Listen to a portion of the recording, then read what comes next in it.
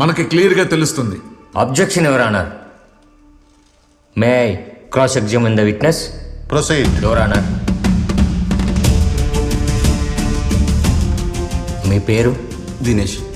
దినేష్. నన్ను ఎప్పుడు చూశారు? జనవరి 23 నైట్ 11:30కి. ఎక్కడ?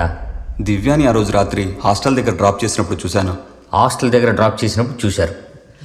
మీరు దివ్యని హాస్టల్ దగ్గర డ్రాప్ చేసినప్పుడు మాత్రమే నన్ను చూశారు, అవునా? అవునా?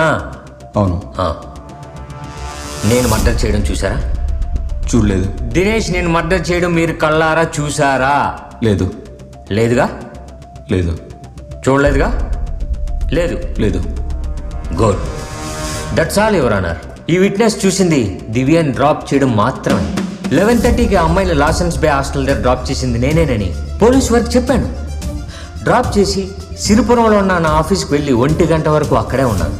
ఆ తర్వాత ద్వారకా నగర్లో నేను ఇంటికి బయలుదేరి వెళ్తున్నప్పుడు డ్రంక్ అండ్ డ్రైవ్ కేసులో పోలీసులు నన్ను పట్టుకున్నారు. ఫైన్ కూడా వేశారు. దానికి సంబంధించిన చలానాన్ని మీరు చూడవలసిందిగా కోరుతున్నాను. యువర్ ఆనర్, పోలీసులు నన్ను డ్రంక్ అండ్ డ్రైవ్ కేసులో పట్టుకున్న టైం 1 గంట 10 నిమిషాలు. రేవిడి క్వారీలో దివ్య మర్డర్ జరిగిన టైం 1 గంట 15 నిమిషాలు. ద్వారకా నగర్కి రేవిడికి మధ్య దూరం 35 కిలోమీటర్లు.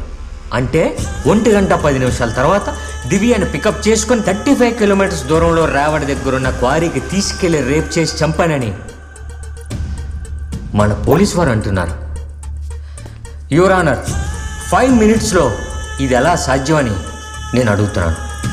That's all your honour.